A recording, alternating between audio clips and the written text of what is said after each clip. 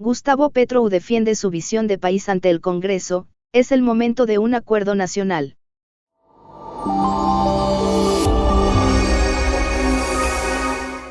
City20 es un medio alternativo y disruptivo, en donde solo informamos para que tú saques tus propias conclusiones. Recuerda que aquí tienes la posibilidad de expresarte libremente en los comentarios de este video.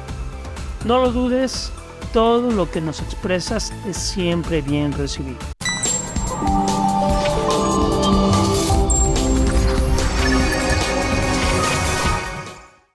El presidente instala el segundo año del legislativo defendiendo su apuesta para la transición energética y su política de paz total.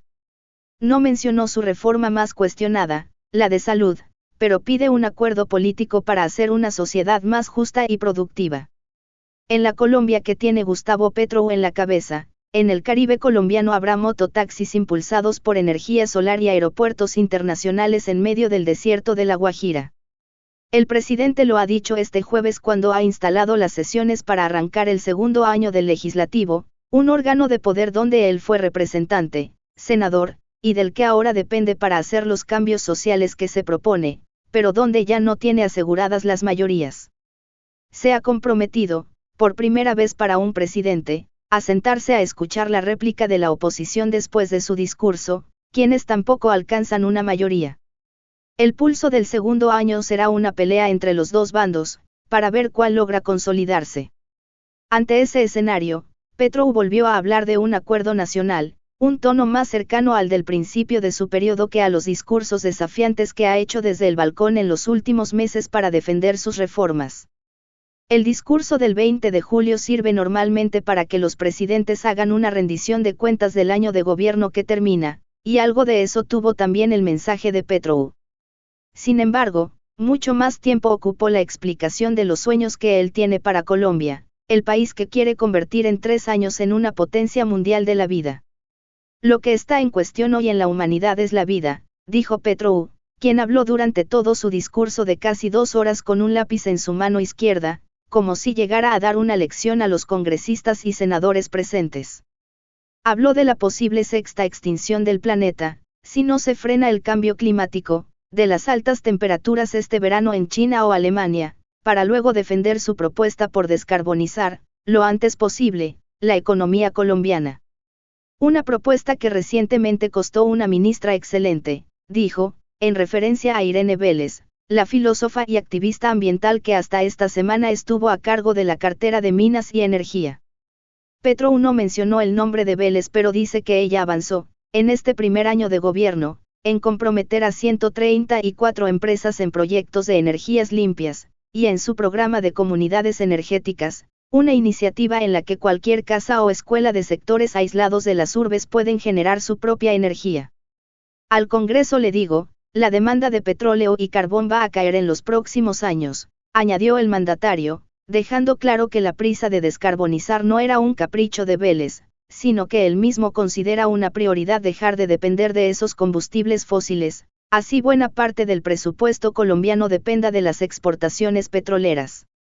Petro dice que en este primer año el turismo, que él ve como una economía más sustentable a desarrollar, ha aumentado a 5 millones de turistas extranjeros, y él espera que siga subiendo a 7 millones. Esa es una de las economías que, agregó, espera ayuden a reemplazar la dependencia del petróleo. Ambientalmente, además, repitió el que quizás ha sido el logro más importante de su primer gobierno, la reducción de la deforestación en un 29%. No se industrializa si no se hace reforma agraria, dijo Petro sobre su segundo gran proyecto para Colombia, uno de los más ambiciosos para un político de izquierda que entiende la desigualdad de la tierra como uno de los combustibles para la guerra. Aseguró que su gobierno ya ha logrado titular 1 millón de hectáreas, buena parte de estas a grupos indígenas en zonas selváticas, y reconoció al Congreso que aprobó, en su primer año, la ley que reconoce al campesinado como sujeto de derechos. Pero esa titulación no equivale a reforma agraria, en la que los terrenos amplios y no explotados podrían ser adjudicados a campesinos sin tierra. No estamos expropiando la tierra, estamos comprándola a precio comercial, dijo sobre el acuerdo que tiene con la Federación Nacional de Ganaderos para comprar 3 millones de hectáreas. Sin embargo, apuntó, no puede moverse lo suficientemente rápido para cumplir esa cifra con las normas actuales en los 3 años que le quedan. Les propongo mirar el cambio de normas, añadió, para que pueda comprar de forma más efectiva 500.000 hectáreas anuales. En su primer año, dice, ha logrado 30.000 hectáreas. No hubo tiempo para mencionar la reforma legislativa que ha sido más polémica en su primer año de gobierno, la de la salud, que generó más de una crisis de gabinete, en las que salió primero el ministro de Educación, Alejandro Gaviria, despertó duras críticas de partidos tradicionales que se habían unido al oficialismo, y eventualmente también cobró la cabeza de la ministra encargada de la reforma, Carolina Corcho. La reforma solo lleva un debate de los 4 que necesita en el legislativo. Tampoco tuvo mención especial la reforma pensional, que también lleva un solo debate. El presidente solo se refirió a la reforma laboral, al sugerir que los medios de comunicación fueron aliados de los empresarios para que se hundiera en el primer año legislativo. En todo lo demás, vamos bien, dijo optimista. No mencionó otras reformas que se hundieron, como la política. Un espacio especial tuvo la política de paz del gobierno, que ha querido sentarse a negociar con grupos rebeldes y encontrar alguna salida de sometimiento a la justicia para bandas criminales. Celebró que haya un cese al fuego con la guerrilla del ELN, que arrancará a principios de agosto. Se está acabando la guerra entre el Estado e insurgencias, dijo el presidente que hace más de 3 décadas hizo parte de la guerrilla del M-19. Pero viene ahora la violencia del siglo XXI, añadió el mandatario, aquella que genera violencia por la codicia, la riqueza, por las rentas. La violencia que no busca derrocar un Estado sino fortalecer economías ilícitas, como el narcotráfico, la minería ilegal, o la trata de personas. Su misión en los 3 años que le quedan, dijo el presidente, es convocar a quien quería enriquecerse con algo que ya no tiene futuro. Se refiere en particular a la cocaína, cuyo precio bajó dramáticamente y ya no se vende tanto en Europa y Estados Unidos desde que ha ido en auge el fentanilo. Petro no se refirió por nombre a su bancada, ni a las que se han declarado en independencia, ni a los presidentes de los partidos políticos cuyo apoyo necesita.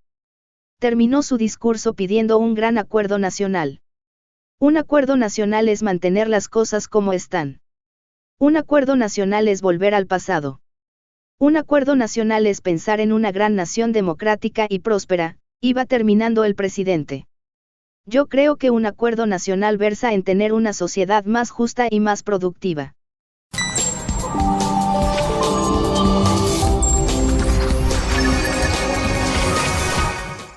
Te agradezco que te hayas quedado hasta el final de este video. Yo soy Rafael Sosa y junto contigo hacemos Si Te Vende.